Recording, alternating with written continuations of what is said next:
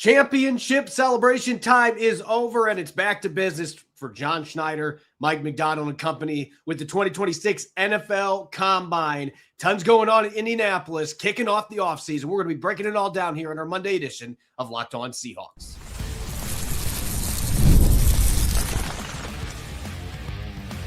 You are Locked On Seahawks, your daily Seattle Seahawks podcast, part of the Locked On Podcast Network, your team every day.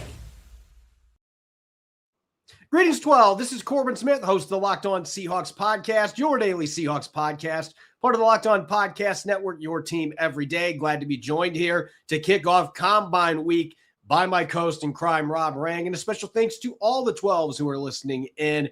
Thank you, as always, for making Locked On Seahawks your first listen 5 days a week, whether you're tuning in from Sammamish, Washington, or if you are cross-country and you are weathering the snowstorm in New York, New York. We greatly appreciate all of you for helping Locked On Podcast Network become the #1 sports podcast network.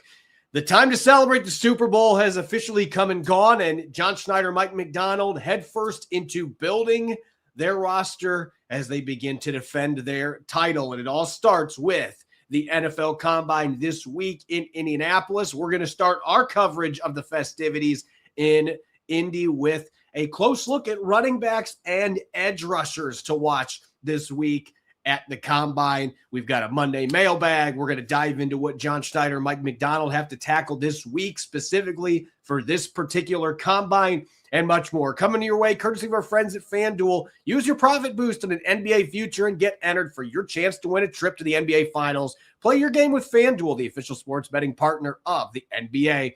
Now for your lead story here on our Monday edition of Locked On Seahawks.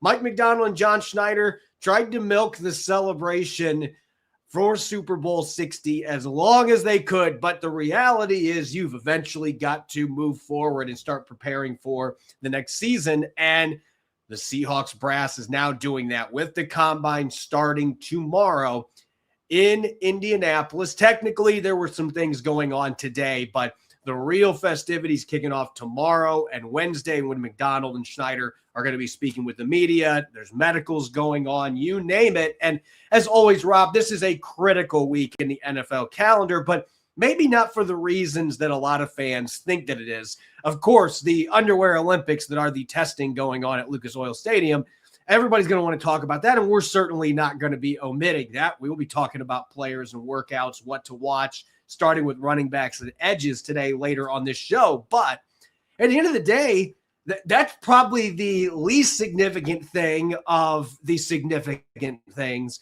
that happened during this course of the week. And I feel like maybe the most important thing with prospects has nothing to do with what happens in the athletic testing.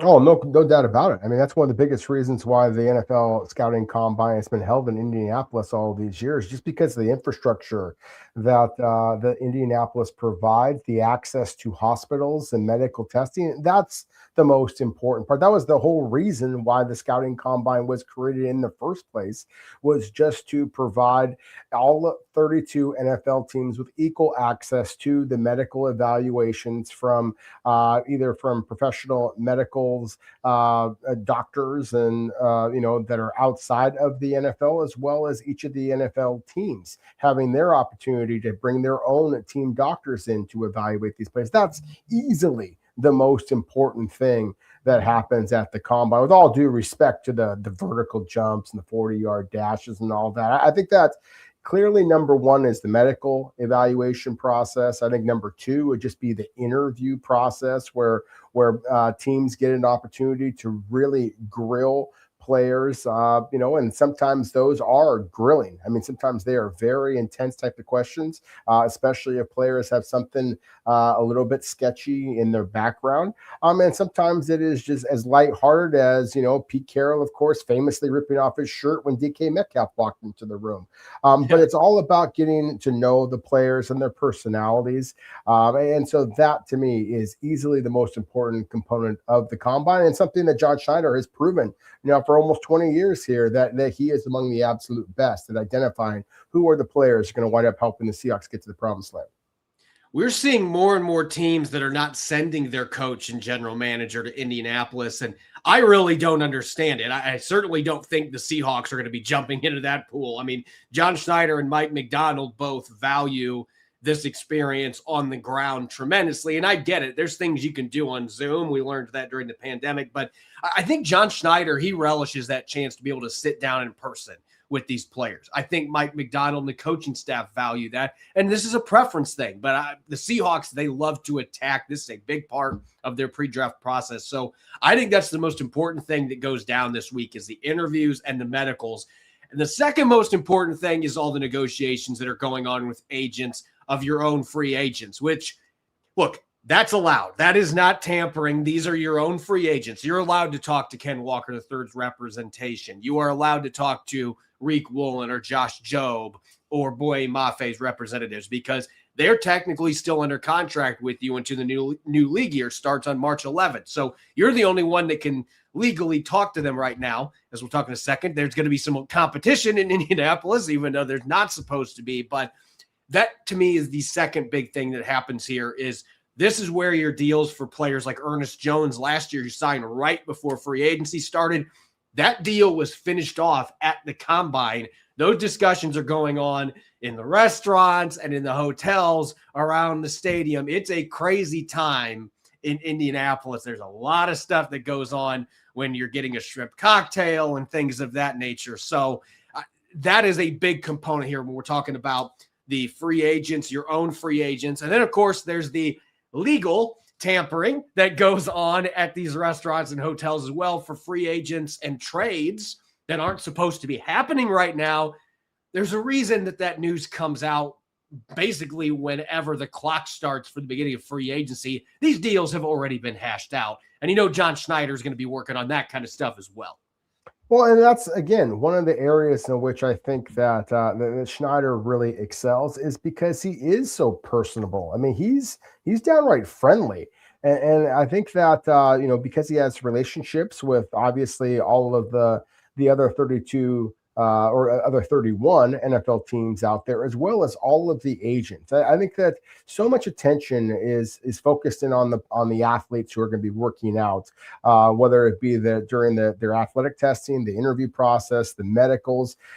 Not as much attention is focused in on the player agents. And as you just mentioned, I mean, they literally have an agent meeting where, prospective agents who are just becoming agents for the very first time are kind of indoctrinated into the system. And the agent body basically kind of goes over the rules. And they're in one section of Lucas Oil Stadium and in some of the surrounding buildings there, oftentimes sharing rooms with folks who are doing other things. I remember going to NFL combines in the past where they had cheerleading and other kind of environments in which it had nothing to do with football. And there's all these people and they're just basically mingling. It's often very, very cold in Indianapolis during this time. So you have people who are just kind of passing each other in the hallways or at St. Elmo's, getting themselves a shrimp cocktail, as you referenced,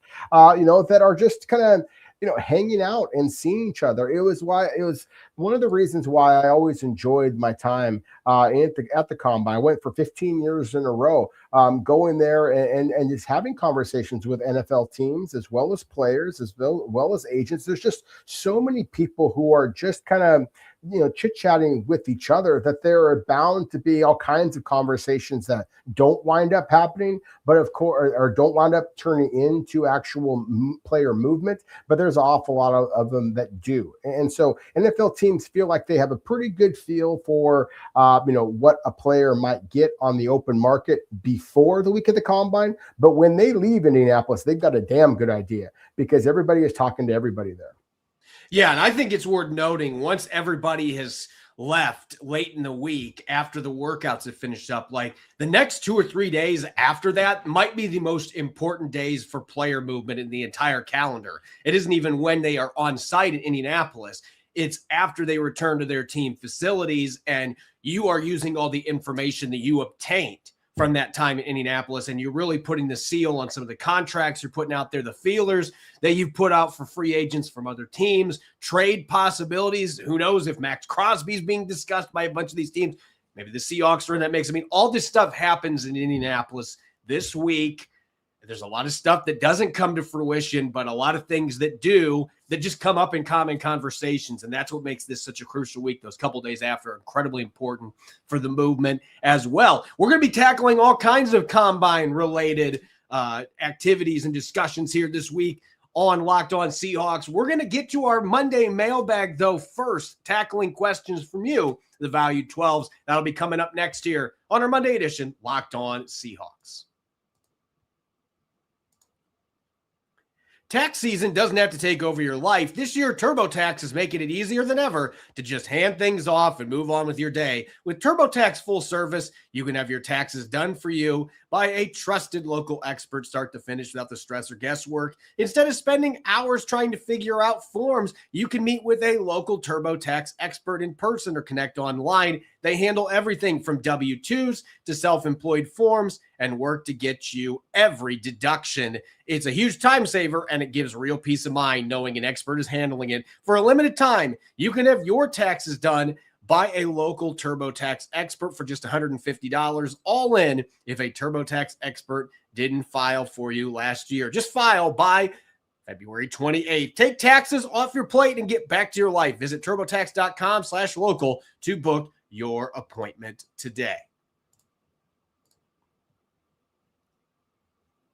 Welcome back to the Monday edition of Locked On Seahawks. I'm your host, Corbin Smith. He's Rob Rang. A special thanks to all the 12s who are tuning in. And thank you, as always, for making Locked On Seahawks your first listen 5 days a week. We greatly appreciate your support of the show. You live your team every day. Now take it up a level by going ad-free and joining the Everydayer Club. Locked On Seahawks.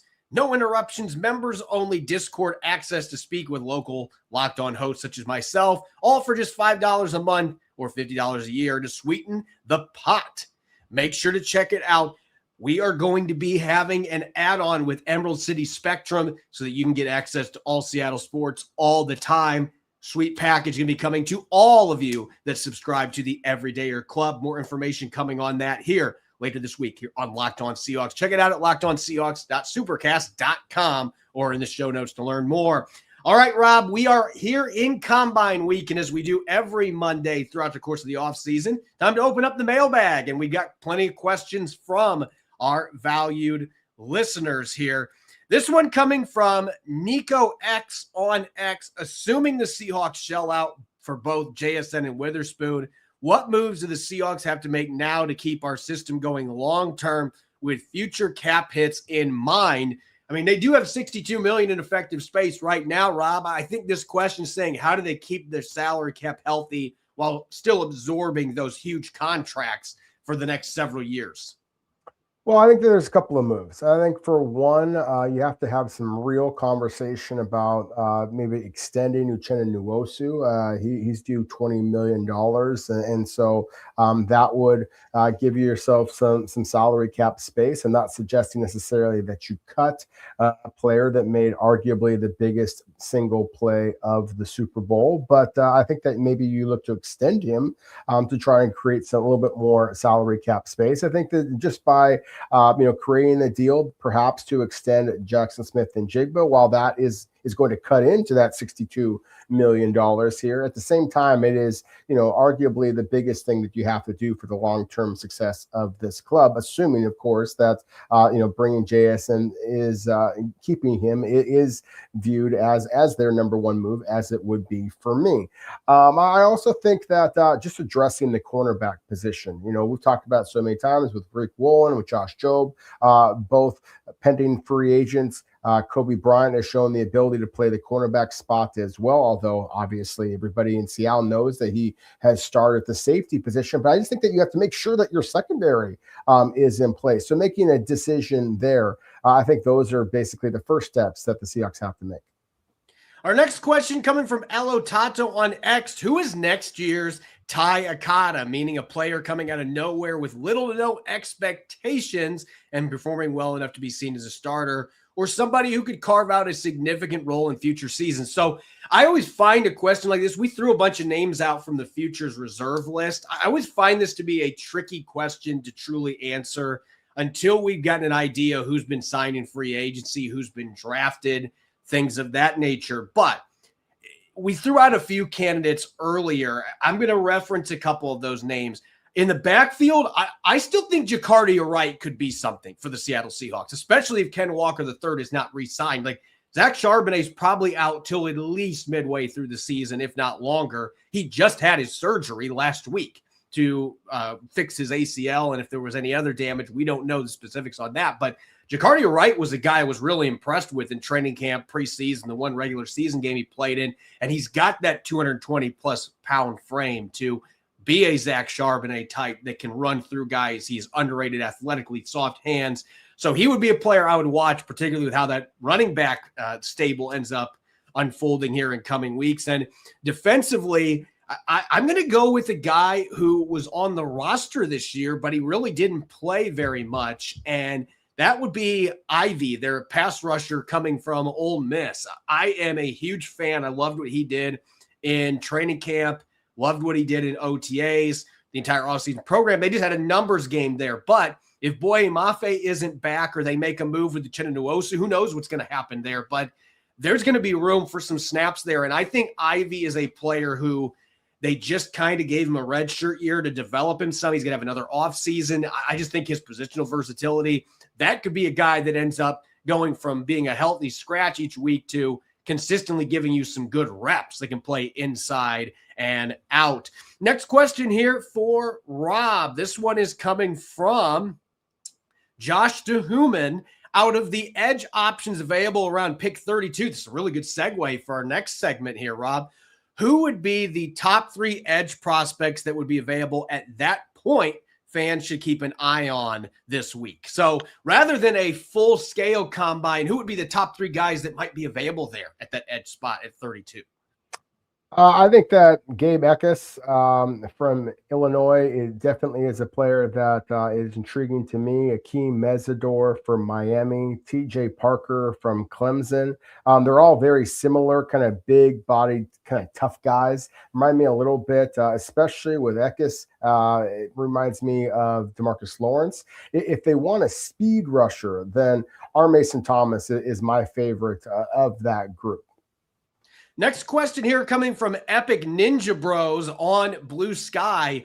Do the Hawks draft a running back in the first 3 rounds or address the need in free agency? So basically, which one do I think is more likely to happen? That's the way I'm interpreting this question. I think it's more likely that Seattle would delve into free agency than pick in the first 3 rounds. That being said, I did pick a running back in the 3rd round in my first mock draft, so it's not out of the question. If they did do that, I would think the 3rd round is probably when they would do it. But I would lean towards free agency for depth rather than drafting that early. If this was the entire draft, I'd lean towards the draft. They only have 4 picks right now. I don't know that John Schneider is going to want to do that unless it's the perfect fit. I do have a player that I think would fit that we'll be talking about next segment, but I'd be leaning towards the free agency aspect on that front. This question coming from Roger Vanu on Blue Sky. I can see a scenario where the Seahawks do not re-sign Ken Walker, Rick Woolen, or Kobe Bryant. Do the Hawks get their replacements in free agency or through the draft for those 3 players? So look in your crystal ball, Rob. If all 3 of those players are gone, what's the best pathway to replace them? I think it's the draft, always. I just think that, look, there's some quality veteran candidates out there.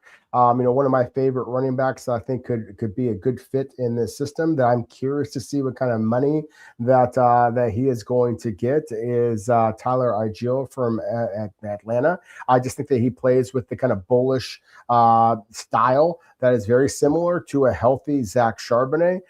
He certainly doesn't have the speed that Ken Walker has, but if he is available for $4 to $5 million, then I think that he would make some sense and be able to kind of carry you through a little bit. There, again, are some quality cornerbacks out there, but I like the youth here. And when we had the question a couple of moments ago, Corbin, about players that maybe are going to, kind of play that Ty Okada role, I still am very intrigued by just the tools that Nehemiah Pritchett possesses. And of course, he is going to be entering, I believe, the final year of his rookie deal. It's going to be a put up or shut up kind of an opportunity for him.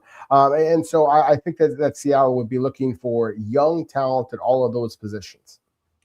Question from Justin on Threads. We got our first Threads question in a while, Rob, and this pertains to the franchise tag. Asks, why do the Seahawks not seem to have any interest in franchise tagging Ken Walker III at $14+ million? That seems reasonable for an extension. So I understand the question at hand here because this isn't that much above what you're probably going to be paying him. I mean, you're still looking at probably $3 or $4 million more, and it's all guaranteed, but it does extend that window for you to do a contract. It's just John Schneider, he is very fickle with cap space on this front. He doesn't want to give a contract with a $14.5 million fully guaranteed unless he just absolutely has to. Even for a running back in this case where it's a lower number than most of the other positions, it's just how he operates. He's never been a fan of the franchise tag. They've used it twice, and they traded Frank Clark on one of those two. So they have not used it, and when they have, most of the time that player hasn't even been back. I mean, Alindo Mare didn't last very much longer in Seattle when they used it on him in 2010 either. So usually the franchise tag has kind of been a tag of death for players. You're done in Seattle here soon. So I don't think they'd view that with Ken Walker if they're wanting him back. They didn't want that $14.5 million fully guaranteed. I think John Schneider's got to have some confidence that he can get this done before free agency, and that's going to be a big part of this week at the NFL Combine. And our last question, Rob, you're going to have a lot of fun on this one, coming from Blue Sky. If you were a director of a movie, a biopic for the 2025 Seahawks, who is one actor that you would love to see play as a coach or a player on the Seahawks in the bio documentary? I have a really fun idea with this one. Well, I'm going to be curious to hear your fun idea, just because that one is so far out of left field that I don't know. I mean, that is going to leave me kind of lost. I guess I used to have a hat here for draft day, and Kevin Costner, of course, played a general manager who made a trade with Seattle, in that movie. And so I guess Kevin Costner, just because of, the fact that he's played a lot of different sports movies, would be one of the very first people that popped in my head. Yeah, look, one of our diehard listeners, Josh Lucas, Josh, listening in, if we did a 2025 Seahawks biopic, I would envision you playing as Clint Kubiak, and I think you could do it really well. So we'll keep that in mind whenever that movie is made 20 years from now or whatever ends up happening, that we can get Josh Lucas in there and have him playing as Clint Kubiak. I also think Jason Momoa playing as Leonard Williams would be pretty awesome too. So those would be some pretty fun ones. But anyway, great question there that we got on Blue Sky. Anyway, when we come back, let's dive back into the serious side of things. NFL Combine running backs and edge rushers that we are going to be watching closely this week. Rob, you and I have our own distinct list. It's going to be a lot of fun. We'll get to that up next here on our Monday edition, Locked On Seahawks. This episode is brought your way by our friends over at FanDuel. Ever want to experience the NBA Finals live and in person? FanDuel is giving you the chance to turn that dream into reality with their NBA sweepstakes. Here's how it works. Use your profit boost on any NBA future, and you'll automatically be entered for a shot to win an NBA Finals trip for two. That's right. Flights, tickets, the whole experience. If you're already looking at the board and thinking about which team can make a deep run, this is the perfect time to lock it in. I love futures this time of year, whether it's picking a team to win the championship or grab a conference title. It adds that extra layer of excitement to every game down the stretch. And now, not only can you pick cash, but it could also send you to the finals. Visit FanDuel.com to get started. Use your profit boost on an NBA future and get entered for your chance to win a trip to the NBA Finals. Play your game with FanDuel, the official sports betting partner of the NBA. Pint to Pie, the Space Needle is the perfect pregame or pre-funk spot. Before tonight's game or concert after 4 p.m., the Space Needle's Pint to Pie gives you the whole package: an entree, a savory or sweet tip-top pie, and a pint of beer, wine, or a non-alcoholic beverage, all for just $35 per person. Minimum purchase of 2 required. Pint to Pie is your launch pad to game night. Gear up for a cracking home game at Climate Pledge at the Space Needle, Seattle's most iconic destination. And it's not just for the views, but for evening fun. Rather than trying to cram into a crowded sports bar right beforehand, why not enjoy a little space and a great view while pre-gaming with your favorite cocktail. Look out over the city, look down at Climate Pledge Arena before you go inside, toast the home team, and then roll into Climate Pledge with the best pregame story in Seattle, whether it's a date night, friend night, or you're just there for the deal of it all. Come take your place in the horizon with Pint and a Pie, only $35 per person, limited time, offer 21 and up, ID required. Get tickets to spaceneedle.com, minimum to require. Welcome back to the Monday edition of Locked On Seahawks. This is your host, Corbin Smith. He's Rob Rang. A special thanks to each and every one of the 12s tuning in. And thank you, as always, for making Locked On Seahawks your first listen 5 days a week. We greatly appreciate your support of the podcast. It is Combine Week in Indianapolis. And Rob, since the Seahawks were just playing only a few weeks ago, we have not had a chance to start really diving in. At least I haven't. I know you're always doing draft stuff. But this is our first opportunity this week to really start diving into some of the players that fans should be keeping an eye on this particular week at the Combine that could be fits for the Seahawks. We're talking running backs and edge rushers today. And I always am looking forward for talking about running backs. But this season, last year when we did this, it's like Ken Walker and Zach Charbonnet, George Halani, Kenny McIntosh was healthy. It's like we just didn't really feel like, even with that incredible running back class, they did pick Damian Martinez late, but it just didn't seem like that was going to be a position that was prioritized. Could be a much different story, especially if Ken Walker III is not back in free agency. So talking running backs here, who are a few guys that you're going to be keeping a close eye on this week with a Seahawks lens at the backfield position? Well, I don't anticipate that Seattle is going to be using the number 32 overall selection on a running back. If they do, I think it's going to be Notre Dame's Jadarian Price. Jeremiah Love is going to wind up being a top 10 selection. He'll be long gone. I think he should go in the top 5.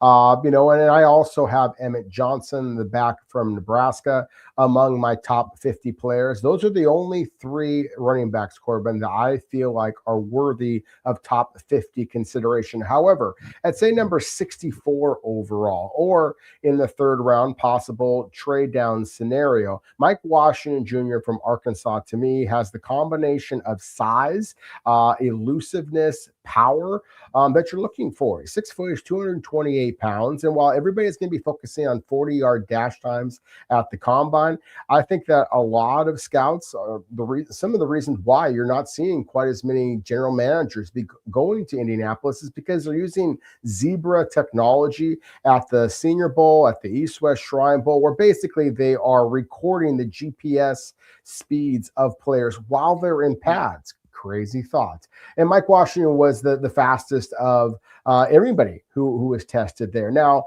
there are some questions with him, but still, I just see a power speed combination that I'm sure the Seahawks would be intrigued by. Yeah, that's a really good point with him. I think Washington is probably, for me, a mid-3rd round pick, early 4th round pick is about where I've got him at right now. And I have had a chance now this past week to really start diving in, and I've watched a bunch of these running backs coming in because, again, this is my position. It's what I played. It's what I coached. Even when the Seahawks don't need running backs, I'm usually starting first with running backs, and I love what this group is not bad. It's just they're following up a historically good running back class from a year ago. And I think if you're looking for somebody that Seattle could pick early, and I'm not saying pick 32, but maybe if they trade down from that spot into the middle of the 2nd round, to me, the name that jumps out immediately is Emmett Johnson from Nebraska. I think you're looking at a guy that's got a lot of similarities to Ken Walker III. He even holds the football very similarly. And it just looks like he's a similar build. He's got the shiftiness. He's got the home run hitting ability. This was his first year that he was really the guy for the Cornhuskers, but he was just chewing up opponents and one of the best running backs in the entire country, still a really young player. I just think he has a lot of those traits you're looking for from a back that can be absolutely dynamic in this wide zone centric scheme that you're going to be maintaining with Brian Fleury as your offensive coordinator. So pick 32 would be too rich for me, but if you traded down to recoup a pick or two and then you picked Emmett Johnson the 2nd round, I wouldn't bat an eye. I'm going to be watching because I just want to see just how explosive he is. And I'm going to be looking at the 10-yard split. I'm going to be looking at the change of direction drills. That's where I really evaluate running backs rather than the 40 time. No, I 100% agree with you. I think another thing that Emmett Johnson is going to star in, I believe, is during the interview process. That's one of the reasons why I'm a little nervous for the Seahawks as far as allowing Kenneth Walker III to leave. I think that K9 is just wired a little bit differently than a lot of running backs who are all look at me and pretty flashy, and he's pretty calm and poised. I see a lot of that with Emmett Johnson as well. And so I think that he is going to star in that regard. I'll switch to a back that I think is going to be really important to how he performs in interviews for a very, very different reason. And this is a back I'm very high on in terms of what he offers on tape. And that's Seth McGowan from Kentucky. This is a burly back, reminds me a little bit of Thomas Rawls in just his physicality, his intensity. But unfortunately, when he was a very successful player as a freshman at Oklahoma back in 2021, he was found guilty on felony charges of theft, literally served 3 months in jail, is currently on probation. But at the same time, while those are obviously some concerning things there, he has done what he needed to do to get back into the football field. And so, again, I think that these are young men that perhaps have made some mistakes in their lives before. Seth McGowan can flat play football. And so he is somebody that I think if Seattle were in fact going to prioritize other positions and maybe come back on day 3 for a running back, Seth McGowan might be the kind of heavy hitter between the tackles that might be able to be a diamond in the rough kind of a prospect. 2 other guys that I'm looking at, to me, the sweet spot for the Seahawks in the running back position in this particular draft, like last year, I would have told you it's the second round because of how much talent that there was. This year, there's not the depth. There's not as many high-level guys in terms of being first-round talents in this group. But I think you can find really good value in the late 3rd round into the 4th round, maybe even early 5th. I think after that, it really dips because you're not near as crowded. There's not near as much talent in that regard here. But there's 2 names in there. If you watch the Indiana Hoosiers run to the national title, and look, I'm using run literally here, as great as their quarterback is, and I expect Fernando Mendoza to be the number 1 pick, Indiana was a run-first football team. And Roman Hemby is he's kind of like Gumby when he gets tackled. Like, it fits with the name. Like, he's a guy that just seems to, like, he gets his body torqued in these weird fashions and finds ways to break through tackles. Like, he's not a guy that just trucks over people, but he finds ways to slip through tackles. He racks up a lot of yards after the catch. He's got decent hands out of the backfield, and he is a really good pass protector. This is a 3-down back that just played for the national title. He has played in a disciplined coaching scheme there. I think he'd be a great fit for the Seattle Seahawks. And the other player that I'm maybe most excited about at this point, Robert Henry Jr. out of UTSA. If you are looking for a guy that isn't getting talked about in this draft class that matches Ken Walker III, this guy had a 60.8% breakaway rate this year, according to Pro Football Focus. When he gets his hands on the football, he is a burner. He is a home run hitter, and I can't wait to see how he runs at the combine because my eyes tell me that this guy is in that 4.3s range. We'll see if he actually does it at the combine, but that's about what I believe is 4.33 for Ken Walker III. I could see Henry being in that ballpark, and he's similar size. He's kind of got that quiet moxie to him. He is a guy that is one of my favorites so far in this process. I can't wait to watch him. Let's go to the edge rushers now, Rob, and this is another position Seattle could be needing some help. Because you mentioned Nwosu's situation, Maffe's a free agent, Derek Hall is next year, DeMarcus Lawrence is 33 going on 34. Like, this is a position that's got a lot of depth, fortunately, in this draft, and might be the best position for them at pick 32 to attack. I agree with you. I think that this is the most likely position that Seattle is going to be selecting at number 32 overall. To me, it's really a conversation between edge rusher and cornerback, and I would be surprised if Seattle doesn't retain at least one of the two corners, Rick Will and Josh Jobe, lessening that need. I just think that this is a match of a need for the Seahawks, as well as just this edge rusher to me is arguably the best positional group. I mentioned I have 3 running backs in the top 50.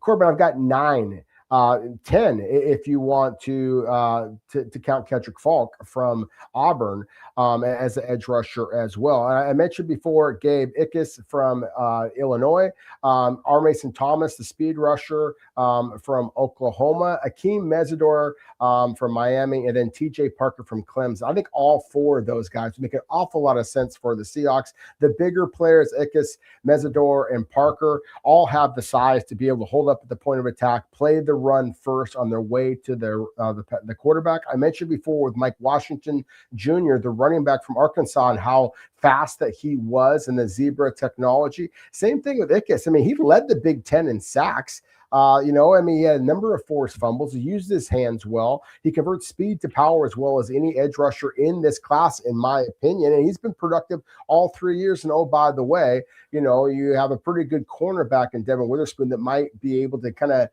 peek behind the curtain a little bit with Ickes. So to me, he is one of my favorite players. Mesidor is another one I'm really, really high on. He's a little bit older. He's 25. He will be 25 years old. But my goodness, his ability to drop from edge rusher on the outside and slide inside defensive tackle. You mentioned the word Gumby before in describing the running back Hemby. Same thing with Mesidor. He can get skinny through the cracks and really be a very productive player. I thought at times that he was the best pass rusher for Miami, not Ruben Bain, who, again, I expect to be a top 10 selection in this class.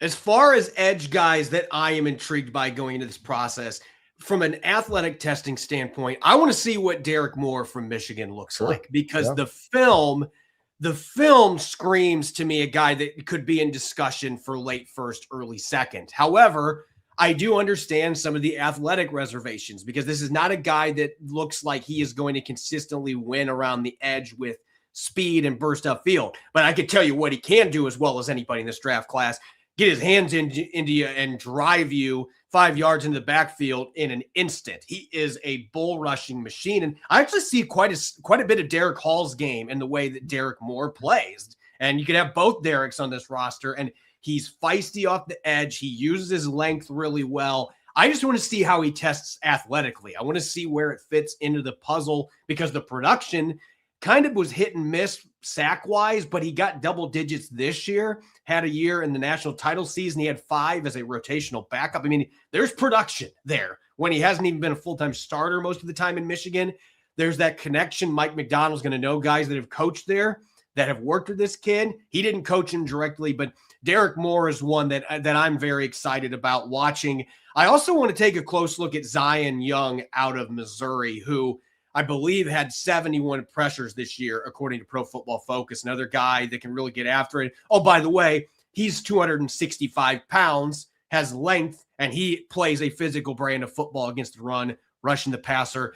Both these guys look like Mike Macdonald prototypes to be able to plug in at that edge position. They can rush with a hand in the dirt, and they can do it in 2-point stance. And then my wild card, and this guy's a day 3 player at this point, that I am very high on, participating in the Senior Bowl. I've caught up on all of that now, since I didn't get to cover that with a Super Bowl. But this is a kid that I had heard about before that point, Ndame Tucker from Western Michigan. And unfortunately, the last Western Michigan notable edge rusher that we saw, and unfortunately, really bad circumstances this year for the Dallas Cowboys, unfortunately passed away. But I am really excited about this kid and his flex, his flexion off the edge, his burst. Led the nation with 14.5 sacks and 21.5 tackles for loss this year. He can get bulldozed off the line of scrimmage, but I think a lot of it is technical. I'm interested to see what he weighs in at, because the Senior Bowl, he was a little under 250 pounds. Playing at Western Michigan, I was told he was in the mid-250s. I want to see where he's at for this testing and what he ends up running, his explosive numbers. But he is definitely a player that I'm watching very closely this week. Yeah, no doubt. And I mentioned R. Mason Thomas. I mean, talking about an undersized guy. I mean, he's 6'2", 249 pounds. So he is significantly smaller than most of the other edge rushers that I mentioned. All of the others are at least 6'3" and a half, at least 260 pounds. R. Mason Thomas is smaller, but I mean, he is tenacious. And he plays with, the hair on fire type of just a style that reminds me a little bit, obviously, very different positions of Devin Witherspoon. And just that, it doesn't matter how big he is, he plays big. And so you mentioned Tucker there, another one who the production speaks for itself. And so I do think that this is an edge group where, the Seahawks are going to be very intrigued by the options that are available to them at number 32, perhaps so intrigued, in fact, that they might be able to trade down into, say, the mid-50s, still be able to acquire one of these edge rushers and be able to accumulate a few more picks. Because as you said earlier, Corbin, the Seahawks currently only have 4 draft picks. As always, you can follow me on X and Blue Sky at Corbin Smith NFL. You can follow Rob at Rob Rang. Make sure to subscribe to Locked On Seahawks on YouTube and wherever you get your podcast to make sure you don't miss a single episode. You can check out the Everydayers Club, ad-free, no interruptions, private Discord group access, $5 a month, $50 a year, lockedonseahawks.supercast.com. Just make sure to check it out. Coming up tomorrow, we are going to have some takeaways coming from the Combine as John Schneider is going to be speaking with the media in Indianapolis. And then we're going to continue our Combine discussion. We're going to be looking at cornerbacks on the defensive side of the football and guards on the offensive side of the football. Make sure to listen in and enjoy the rest of your Monday. Go Hawks.